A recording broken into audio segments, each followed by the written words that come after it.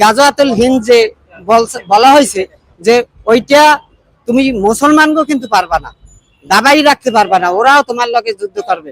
যেমন গাজায় ইসরায়েলিয়া যেরকম গাজায় হামলা করছে, সবকিছু তছনছ করিয়ে দিছে, সবকিছু তছনছ করিয়ে দিছে। এবারও তো ইসরায়েলের সৈনিকরা এখনো টিকে আছে না? তো আমাদের সেনাবাহিনী, আমাদের উপরস্থ কর্ম যারা আছে তাদেরকে আমি অনুরোধ করব, ঠিক আছে, যে আপনারা এইরকম যে তামাইত হয়েছে, ঠিক আছে, আলহামদুলিল্লাহ, বেশ ভালো কথা, ভারতের সাথে সবকিছু বয়কট, বেশ ভালো কথা, কিন্তু এমন কোনো কাজ করবেন না যাতে দেশে যুদ্ধ হয়ে যায়, এতে সবাই ক্ষতি। এখন যে একটা সরকার পরিবর্তন হয়েছে, এই যে কত একটা বোঝা, ঠিক আছে, এটা আসলে বুঝতে আছে না, ঠিক আছে। এই যে ভাই বললো যে এই যে একটা মায়ের গর্ভে যে ছেলেটা বা ও ঋণের বোঝা হয়ে থাকবে, ঋণের বোঝা লইয়ে জন্মগ্রহণ করবে, এগুলোর মানে কি? ঠিক আছে, তো আমার কথাই ওইটা যে আপনারা করেন, বড় বড় লোকেদের কিছু হবে না, যেমন ডক্টর ইউনূস, উনি, তারপরে যাইয়া আসিফ নজরুল, এরা যদি মনে করেন পরে যদি কোনো ফল্টেও পড়ে, সমস্যায় পড়ে, এরা দেশ ছেড়ে চলিয়ে যাবে। দেশে থাকা লাগবে আমার মতন মানুষের। যুদ্ধ করবে কারা? যুদ্ধ করে কারা? আমরা করি যুদ্ধ, সোলজার করে, যারা কমান্ড দেয় হেরা করে না। আর সোলজার বাইদের বর্ডারে যেসব কর্মরত সেনা কর্মকর্তা আছে তাদেরকে আমি অনুরোধ করব যে বর্ডারে মা বোনদেরকে নিয়ে করবেন, মা বোনদেরকে নিয়ে করবেন না। এটা কি বাংলাদেশের একটা নিকৃষ্ট একটা মা বোনরা যাবে কেন? এ দেশের মানুষ কি মরিয়ে গেছে? পুরুষটা কি মরিয়ে গেছে? এত এত মা বোনরা যাবে কেন? বর্ডার অঞ্চলে মা বোনরা যাবে না, ঠিক আছে। এই হয়েছে প্রথম।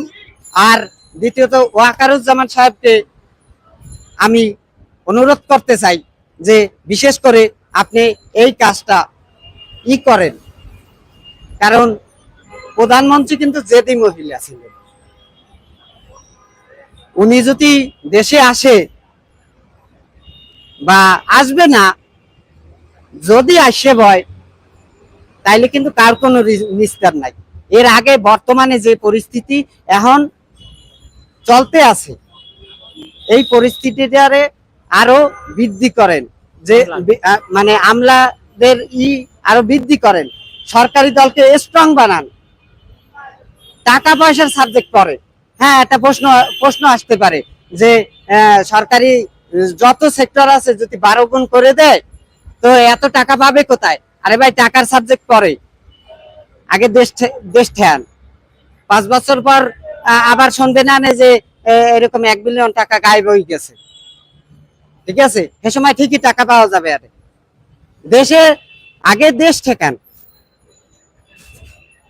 আর একটা কথা, ডক্টর ইউনূস সাহেবকেও আহ্বান জানাচ্ছি এবং উপদেষ্টা মন্ডলীরও আহ্বান জানাচ্ছি যে আপনারা এই বেকারত্বকে দূর করেন। আর যদি এই যে 12 গুণের কথা যে বললাম, আসলে এটা অনেকের হাস্যরস বিষয় হইতে পারে, ঠিক আছে, আসলে মনে করেন যে অযৌক্তিক মনে হইতে পারে, কিন্তু এই জন্য বলছি যে যখন 12 গুণ দেওয়া হবে, দেশের মেধাগুলা উঠে আসবে। আমার পজিশন কোথায় আমি বুঝতে যাব, আমার সংখ্যা যখন আমার আরো 12 গুণ যখন হয়ে যাবে, ঠিক আছে, বা আমার পজিশনে যখন 12 জন লোক থাকবে, তখন তাদের মেধা আর আমার মেধা কোথায়, ঠিক আছে, আমার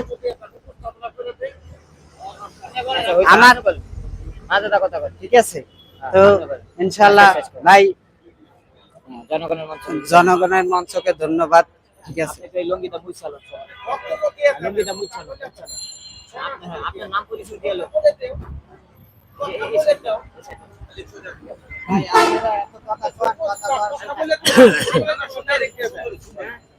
আসসালামু আলাইকুম প্রিয় দেশবাসী, আপনারা যেখান থেকে আমাদের এই অনুষ্ঠান দেখছেন, প্রত্যেক আমাদের এই জনগণের মঞ্চে যেখান থেকে আমাদের এই অনুষ্ঠান দেখছেন,